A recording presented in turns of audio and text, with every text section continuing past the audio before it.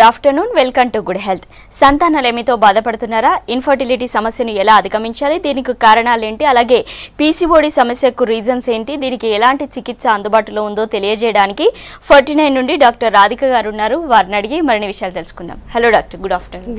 అసలు పీసీఓడి సమస్య అంటే ఏంటి? ఈ మధ్య చాలా మందికి పీసీఓడి ప్రాబ్లం అనేది ఎక్కువగా కనబడుతుంది. సో పీసీఓడి ప్రాబ్లం అంటే ఏంటి అసలు? పాలిసిస్టిక్ ఓవరీస్ అంటే నీటి బుడగలు అని నార్మలీ మనం తెలుగులో చెప్తాం కదా. నీటి బుడగలు అంటే ఏంటండి, it's not a big problem అండి, పెద్ద వ్యాధి ఏం కాదు. అది కొందరికి హార్మోనల్ ఇంబ్యాలెన్స్ అనేది ఉంటుంది బాడీలో. మేబీ ఒబిసిటీ వల్ల, ఎక్కువ వెయిట్ ఉండడం వల్ల, లేదా లైఫ్ స్టైల్ చేంజెస్ వల్ల, ఎక్కువ స్ట్రెస్ అనుకోండి, వాళ్ళ హార్మోన్ ప్యాటర్న్ బాడీలో చేంజ్ అవుతాయి. కాబట్టి అండాశయంలో నీటి బుడగల్లాగా ఏర్పడతాయి. వాళ్ళకి పీరియడ్స్ కరెక్ట్గా రావు కాబట్టి నార్మలీ ప్రెగ్నెన్సీ డిలే అవుతూ ఉంటుంది. సో మనము నీటి బుడగల్లాగా ప్రాబ్లం ఉందని అందరూ, ఎవరికైతే పీరియడ్ రెగ్యులర్ కాదు వాళ్ళు వస్తే ఫస్ట్ ఏంటి అంటే మనం నీటి బుడగల్లాగా ప్రాబ్లం ఉందని చూసుకోవడం జరుగుతుందన్నమాట. నీటి బుడగలు స్కాన్లో తెలుస్తాయి. స్కాన్లో మనము గర్భాశయం దగ్గర అండాశయం ఏముంది, దాంతో నీటి బుడగలు ప్రాబ్లం ఉందని చూసుకోవడం జరుగుతుంది. నీటి బుడగలు ఉందనుకోండి, తర్వాత నెక్స్ట్ ఏంటి, హార్మోనల్ ఇన్వెస్టిగేషన్స్ అన్ని చేసి ఎలాంటి హార్మోనల్ ప్రాబ్లం వల్ల వాళ్ళకి నీటి బుడగలు ప్రాబ్లం వచ్చిందని చూసి దానికి తగ్గట్టు ట్రీట్మెంట్ ఇస్తే అది కరెక్ట్గా ట్రీట్ చేసి ప్రెగ్నెన్సీకి దారి తీస్తుందన్నమాట. సో ఒక పెద్ద వ్యాధి కాదన్నమాట. ఓకే, అసలు పీసీఓడి సిమ్టమ్స్ ఏ విధంగా కనబడతాయి మనకి, అదేవిధంగా రీజన్స్ ఏంటి అసలు పీసీఓడి ప్రాబ్లం రావడానికి? సో పీసీఓడి అంటే రీజన్ యాక్చువల్లీ ఇట్స్ చాలా కాంప్లెక్స్ రీజన్స్. అంటే ఎందుకు వస్తుందని ఇంకా ఎవరికి actually nobody knows about it. ఎక్కువ science is developing so much so, but PCOD still doesn't have exact cause అన్నమాట. సో కొందరికి ఫ్యామిలీలో in case it can come through genes, అలాంటి ఒక థియరీ ఉంది. కొందరికి just because of lifestyle changes వస్తాయని ఒక ఫీలింగ్ ఉంటుంది. Other than that, in case వాళ్ళకి పీసీఓఎస్ ప్రాబ్లం ఉందనుకోండి, వాళ్ళ పీరియడ్స్ ఇర్రెగ్యులర్ అవుతాయి, రెగ్యులర్గా నెలసరి రాదు. ఇంకా కొందరికి పింపుల్స్ లాగా ప్రాబ్లమ్స్ రావచ్చు, ఎక్కువ వెయిట్ గెయిన్ ఉండొచ్చు, మేల్ క్యారెక్టరిస్టిక్స్ ఉండొచ్చు. సో ఇలాంటి ప్రాబ్లమ్స్ వాళ్ళు ఎప్పుడైతే ప్రెగ్నెన్సీ కోసం ట్రై చేస్తారో వాళ్ళని మనం పీసీఓఎస్ ఉందా అని చూసుకోవడం జరుగుతుంది. ఓకే అండి, కాలర్ ఉన్నారు, మాట్లాడదాం. హలో. హలో, నమస్తే మేడం. నమస్తే అండి, షాహిన్ గారు, అడగండి, మీ క్వశ్చన్ అడగండి, డాక్టర్ ఉన్నారు. మేడం, మా మ్యారేజ్ 6 years అవుతుంది మేడం. అయితే ఒక్కసారి అబార్షన్ అయింది. అప్పటి నుంచి ఏం లేదు. మా హస్బెండ్ సౌదీలో ఉంటారు. అయితే పిల్లల కోసం ఏదైనా. మీకు పీరియడ్స్ నెలసరి రెగ్యులర్గా వస్తాయా మేడం? ఇది అబార్షన్ అయినప్పటి నుంచి ఇర్రెగ్యులర్ గా వస్తున్నాయి మేడం. సో ఇప్పుడు మీకు పీరియడ్స్ ఇర్రెగ్యులర్ అంటే నెలసరి కరెక్ట్గా టైం టు టైం రాదు అని నాకు తెలుస్తుంది.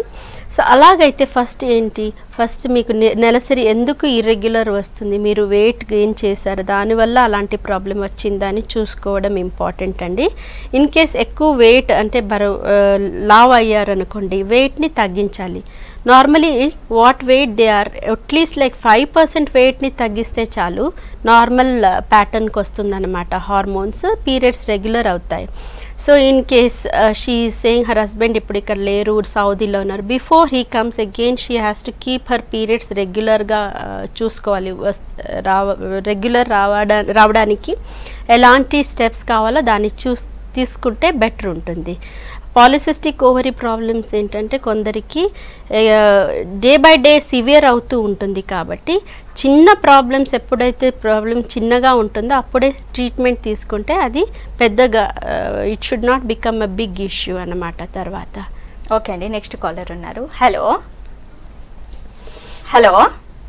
హలో, మృదుల గారు, చెప్పండి, మీ ప్రాబ్లం చెప్పండి. Okay, good afternoon doctor. Good afternoon, చెప్పండి మేడం. నాకు ఓవేరియన్ సిస్ట్ ఉంది మేడం. అది వచ్చేసి వెరీ బిగ్ సిస్ట్ అని చెప్పారు డాక్టర్స్. అయితే మరి దానికి హోమియో మెడిసిన్ ఏమన్నా ఉంటుందా మేడం? ఓవేరియన్ సిస్ట్ ఎలాంటి టైప్, అది సింపుల్ సిస్ట్ లేదా దాంతో సింపుల్ సిస్ట్ మేడం? అది ఏమైందంటే 6 months బ్యాక్ స్కాన్ చేస్తే ఇలా ఉందని తెలిసినప్పుడు మేము ఆస్పిరేట్ చేయించుకున్నాం అంటే గైనకాలజిస్ట్ సజెస్ట్ చేసింది మేడం. అయితే మీరు ఆస్పిరేట్ చేసిన తర్వాతకి అది మళ్ళీ వచ్చింది మేడం సిస్ట్ సైజు చాలా పెద్దగా ఉంది అనుకోండి, 5 సెంటీమీటర్స్ కన్నా ఎక్కువ ఉంటే గనక మనము అలాంటి cyst can turn into cancerous కాబట్టి కొన్ని టెస్ట్ చేసి చూస్తాం. ఫర్ ఎగ్జాంపుల్ CA-125 అనే ఒక బ్లడ్ టెస్ట్ ఉంటాయి. అలాంటి టెస్ట్ చేసి చూసి ఇది నార్మల్ ఉందనుకోండి, సిస్ట్ వల్ల ఏం పెద్ద ప్రాబ్లం రాదు అనుకోవాలి. బట్ కొందరికి సిస్ట్ సడన్లీ టర్న్ ఓవరీ అండాశయమే టర్న్ అవుతుందన్నమాట సిస్ట్ వల్ల. అలాంటి ప్రాబ్లం వచ్చిందనుకోండి, కంప్లీట్ అండాశయంలో బ్లడ్ సప్లై తగ్గిపోయి అండాశయంని తీసేయాల్సి వస్తుంది కొందరికి. సో సిస్ట్ చాలా పెద్దగా ఉంటే దాన్ని తీసేయడం బెటర్. లాప్రోస్కోపీ లాంటి సిస్టంలో మనము సిస్ట్ని కంప్లీట్ రిమూవ్ చేయగలము కాబట్టి బెటర్ ఒక మంచి గైనకాలజిస్ట్ దగ్గర వెళ్ళి కంప్లీట్ ట్రీట్మెంట్ కరెక్ట్గా చేసుకోవడమే బెటర్ అనిపిస్తుంది నాకు. ఓకే అండి, మహబూబ్ నగర్ నుండి కాలర్ ఉన్నారు. హలో హలో సంధ్య గారు చెప్పండి. నమస్తే అండి. నమస్తే మేడం. నమస్తే మా చెప్పండి మేడం. నాకు 29 years ఉంటాయి మేడం. ఇప్పుడు పీరియడ్స్ రెగ్యులర్ గా లేవు మేడం నాకు. హలో చెప్పండి. పీరియడ్స్ రెగ్యులర్ గా లేవు. మొన్న హాస్పిటల్ కి టాబ్లెట్స్ మెడిసిన్ వాడితే గానీ పీరియడ్స్ రెగ్యులర్ గా రావు మేడం. నేను మొన్న హాస్పిటల్ కి వెళ్తే అది అండాలు లేవు, అండాలు చిన్నగా ఉన్నాయి, గర్భాశయం కూడా చిన్నగా ఉంది, మీకు పిల్లలు పుట్టడం కష్టం అని చెప్పిండ్రు మేడం. మరి పుట్టగలుగుతారా లేదా అని.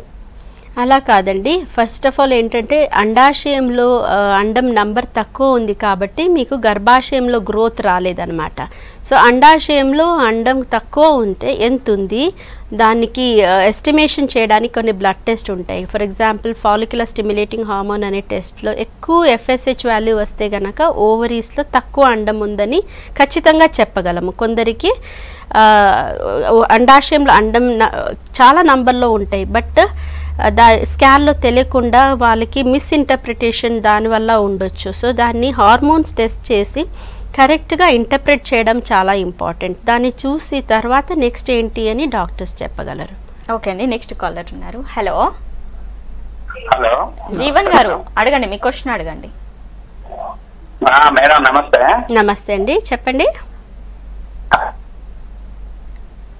చెప్పండి sir. Hello hello right. PCOD ప్రాబ్లమ్ని అసలు ఎలా డయాగ్నోస్ చేయాలి, అలాగే ట్రీట్మెంట్ ఏంటి, దీనికి పర్మనెంట్ సొల్యూషన్ ఉంది? So PCOD problem diagnosis is by history అండి. పేషెంట్స్ ఏం చెప్తారు దాంతోనే తెలిసిపోతుంది అనమాట. ఇర్రెగ్యులర్ పీరియడ్స్, మనం వెయిట్ పుట్ ఆన్ చేసాము, నాకు ఈ పింపుల్స్ లాగా ప్రాబ్లమ్ స్టార్ట్ అయింది మేడం, ఇంకా కొందరికి చాలా తక్కువ బ్లీడింగ్ ఉంటుందన్నమాట, ఇంకొందరికి మేల్ క్యారెక్టరిస్టిక్స్ని hair growth, abnormal hair growth ఉంటుందన్నమాట. సో అలాంటి క్యారెక్టరిస్టిక్స్ అయితే కనుక మనం నెక్స్ట్ ఇమీడియట్గా మనం చెప్పగలం, okay PCOS problem is the most likely problem అని ఒక ఐడియా వస్తుంది. సో దాన్ని కన్ఫర్మ్ చేయడానికి అల్ట్రాసౌండ్ అనేది చాలా ఇంపార్టెంట్. అండాశయంలో మనము చూస్తే కనుక అండాశయంని స్కాన్తో నార్మలీ మన అండాశయంలో 8 to 10 eggs ఫాలికల్స్ ఉంటాయి. బట్ ఇలాంటి పేషెంట్స్ వాళ్ళ అండాశయంలో చూస్తే ఒక్కొక్క అండాశయంలో నీటి బుడగల వల్ల చాలా ఎగ్స్ ఉన్నాయి అనే ఒక ఇంప్రెషన్ వస్తుందన్నమాట. దాన్ని సిస్ట్ అంటాం మనం. సో దాన్ని PCOS అని చెప్పడం. ఓకే అండి, కాలర్ ఉన్నారు, మాట్లాడదాం. హలో హలో మాధవి గారు చెప్పండి, మీ ప్రాబ్లం. Hello good evening. Good evening, చెప్పండి మా. మేడం నాకు మ్యారేజ్ అయ్యి 4 years అవుతుంది. అయితే ఇప్పటి వరకు పిల్లలు కాలేరండి. అయితే హాస్పిటల్ చేయించుకుంటే అండాశయానికి సిస్ట్ ఉందని చెప్పారు. అయితే హోమియో మందులు వాడినా, అయితే సిస్ట్ కరిగిందని చెప్పారు. మళ్ళీ ఇట్లనే పీరియడ్స్ రెగ్యులర్ గా వస్తున్నాయి మళ్ళీ. సో ఇప్పుడు ఏంటంటే మళ్ళీ దాంతో పాటు థైరాయిడ్ కూడా ఉందని చెప్పారు. హోమియోపతిక్ మెడిసిన్స్ వాడారు మీరు, ఆల్రెడీ 6 months కన్నా ఎక్కువ హోమియోపతిక్ ట్రీట్మెంట్ అయింది, ఇంకా ప్రెగ్నెన్సీ రాలేదంటే ఏదో ఒక విషయం మీకు తెలియకుండా ఉండొచ్చు. దాన్ని కన్ఫర్మ్ చేసేయడం బెటర్ అనమాట. మంచి స్పెషలిస్ట్ దగ్గర వెళ్ళండి. ఫర్టిలిటీ స్పెషలిస్ట్ అని పిల్లలు కాకుండా చూస్తారు కదా, అలాంటి డాక్టర్స్ దగ్గర వెళ్తే కనుక మీకేంటి ప్రాబ్లం అని తెలుసుకోవడం జరుగుతుంది. దాన్ని చూసి కరెక్ట్గా దానికి తగ్గట్టు ట్రీట్మెంట్ తీసుకుంటే అట్ ద ఎర్లియస్ట్ మీ ప్రాబ్లమ్స్ సెటిల్ అవుతుందన్నమాట. So instead of just going about అక్కడ ఇక్కడ, జస్ట్ కరెక్ట్గా ఎక్కడ ట్రీట్మెంట్ కరెక్ట్ దొరుకుతుంది అక్కడ వెళ్ళండి మా మీరు. ఓకే అండి, జైత్యాల నుండి కాలర్ ఉన్నారు. హలో. హలో మేడం, చెప్పండి. డాక్టర్ గారా? ఎస్, చెప్పండి మేడం. నేను జగిత్యాల చేస్తున్నాను మేడం. నాకు మ్యారేజ్ అయ్యి 5 years అవుతుంది మేడం. అయితే మా మిస్సెస్ కి 3 years బ్యాక్ ఎక్టోపిక్ వచ్చింది మేడం. ఎక్టోపిక్ వచ్చిన తర్వాత దాన్ని క్లియర్ చేసి, అంటే యాక్చువల్ గా మేము సింగపూర్ లో ఉంటాము. అక్కడ ఎక్టోపిక్ వచ్చిన తర్వాత మేము మిస్సెస్ ని ఇక్కడికి పంపించాను మేడం. ఇక్కడ వాళ్ళు డాక్టర్ గైనకాలజిస్ట్ క్లియర్ చేసేసారు ఇంజెక్షన్స్ తోని. తర్వాత 8 months కు నేను వచ్చి మళ్ళీ అంటే ట్రై చేసాము చిల్డ్రన్స్ కోసం. అప్పుడు చాలా మెడిసిన్స్ వాడాం మేడం. అంటే కన్ఫర్మ్ కావడానికి డాక్టర్ మెడిసిన్స్ రాసిచ్చారు గైనకాలజిస్ట్.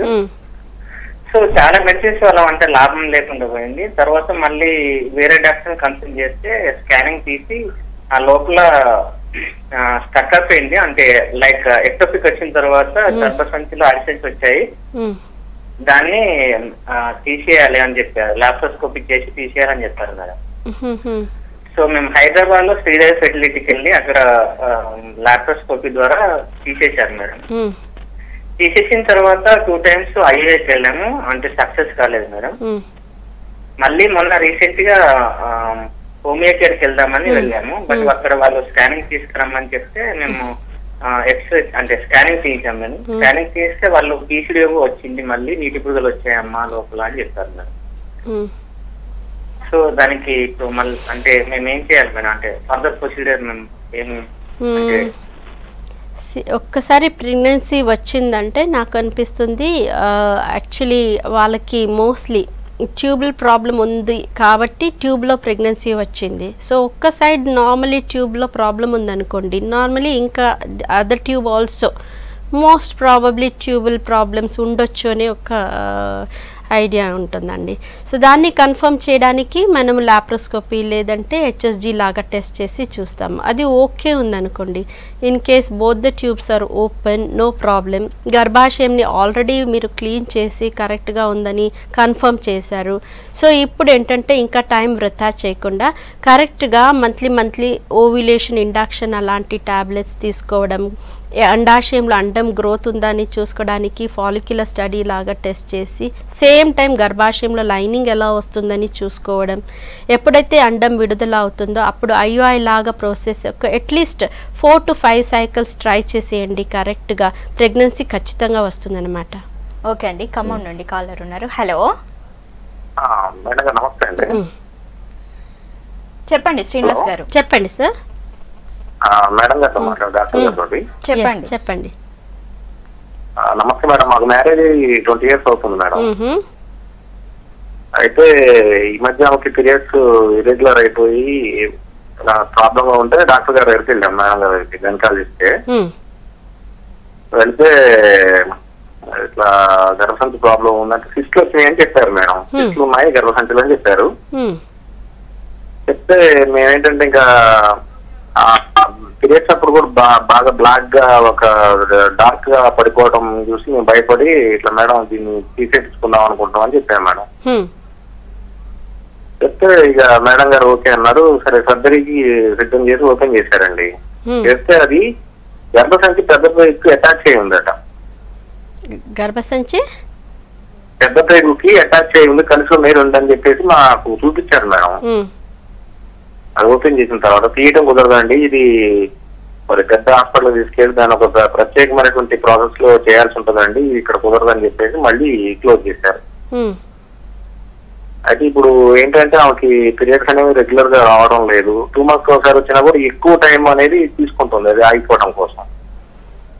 దానికి మేము మళ్ళీ మెడిసిన్స్ వాడటం. పిల్లలు ఉన్నారు కదా మీకు? మేడం గారు, చిల్డ్రన్ ఆర్ దేర్? పిల్లలు ఉన్నారా? పిల్లలు ఉన్నారు మేడం. యాక్చువల్లీ మాకు సో ఇది మోస్ట్లీ గైనక్ ప్రాబ్లం అన్నమాట. సో గైనక్ ప్రాబ్లమ్స్ యూజువల్లీ ఎవరికైతే 45 కన్నా ఎబో మెనోపాస్ దగ్గర ఉంటే హార్మోనల్ ఇంబ్యాలెన్స్ వల్ల పీరియడ్స్ ఇర్రెగ్యులర్ ఉండడం, పీరియడ్స్ టైంలో ఎక్కువ బ్లీడింగ్ ఉండడం అని మనం చూస్తూ ఉంటాము. దానికి సర్జరీ అనేది ఖచ్చితంగా చేసేయాలని ఒకటి లేదు. We have lots of other treatment అన్నమాట. సో ఫర్ ఎగ్జాంపుల్ మెడిసిన్స్ ఇస్తే దాంతో కరెక్ట్ కాకుండా అయితే ఇలాంటి ప్రాబ్లమ్స్ కంటిన్యూ అయితే గనక సర్జరీలో చిన్న ఒక సర్జరీ ఉంది, దానికి హిస్ట్రోస్కోపీ అంటాము.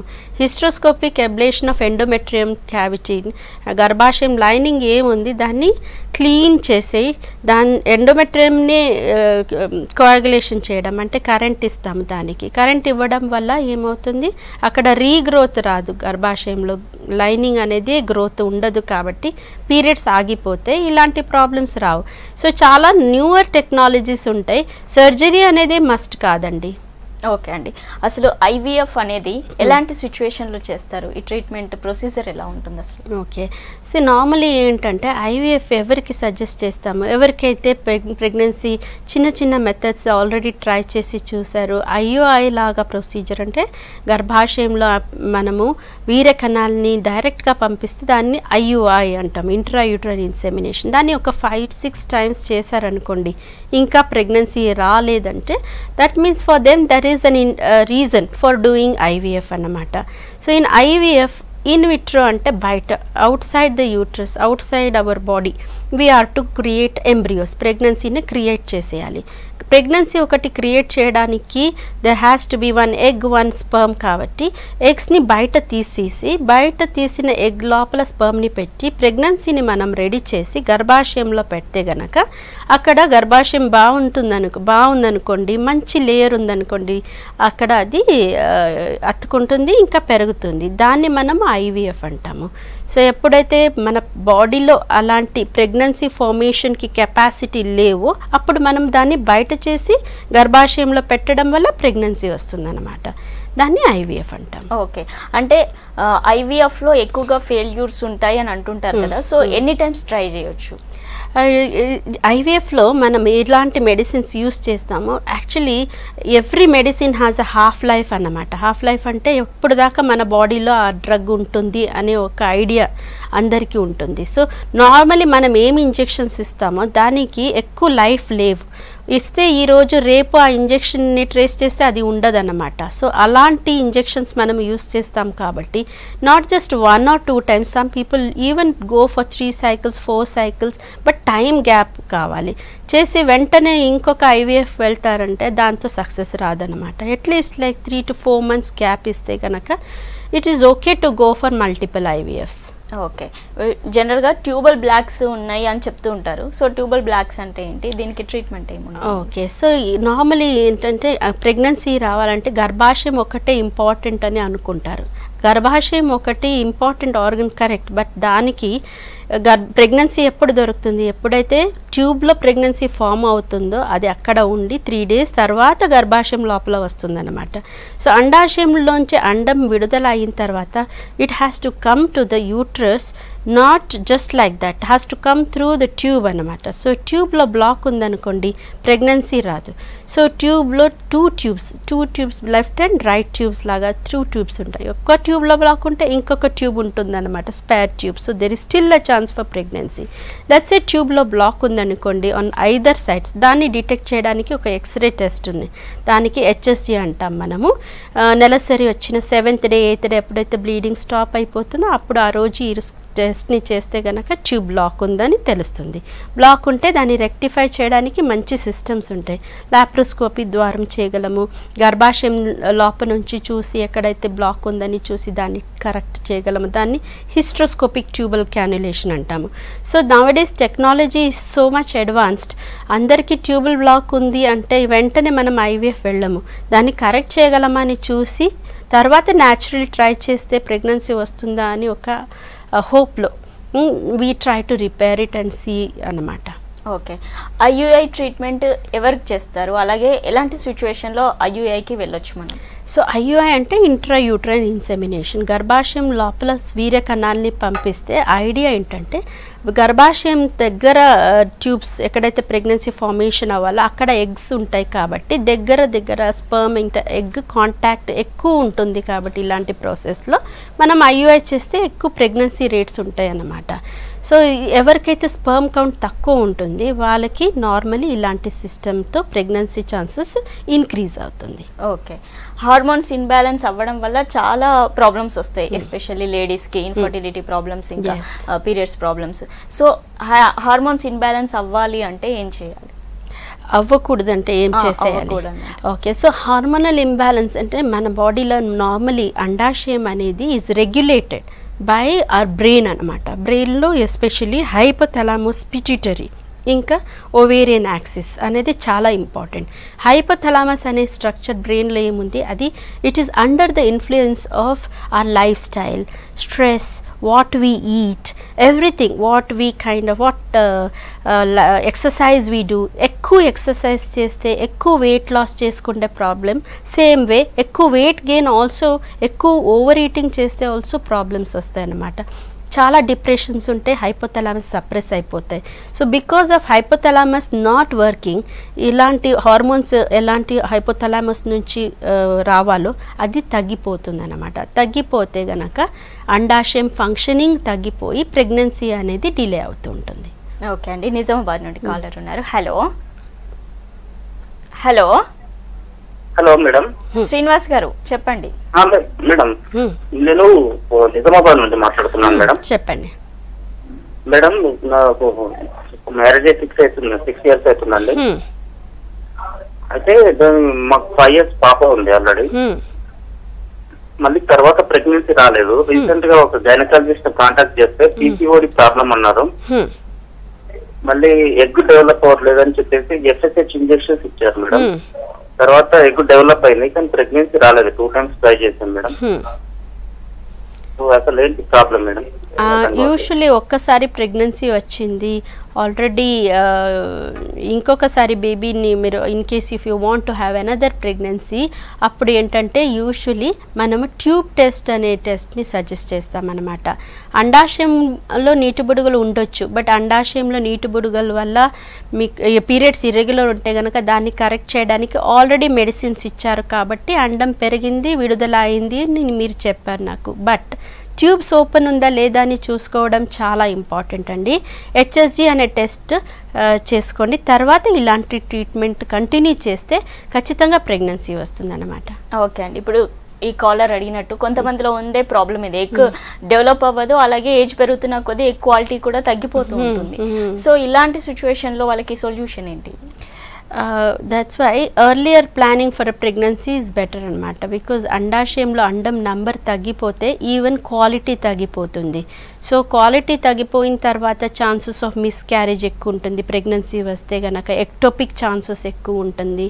సో చాలా ప్రాబ్లమ్స్ రావచ్చు. సో ఇన్ కేస్ ఎవరికైతే సెకండ్ ప్రెగ్నెన్సీ కావాలని ఉంటుంది లేదా first pregnancy only they are planning, profession first then pregnancy అని అనుకుంటారు. బట్ అది అలాంటి సిచ్యువేషన్ యాక్చువల్లీ అవాయిడ్ చేయడం బెటర్ అనమాట. Eggs quality don't wait for time. So we have to plan the pregnancy first. In case egg quality తక్కువ ఉందనుకోండి వాళ్ళకి IUI లాంటి ప్రాసెస్ ఒక 2 times చేసి తర్వాత వెంటనే IVF వెళ్తే బెటర్ ఉంటుంది అనమాట. ఓకే అండి, ఇన్ఫర్టిలిటీ ప్రాబ్లమ్స్ ఉన్న వాళ్ళు IVF కూడా వెళ్ళొచ్చు అని చెప్తున్నారు. థ్యాంక్ యూ సో మచ్ అండి. ఇది ఇవాల్టి good health. Keep watching V6 News.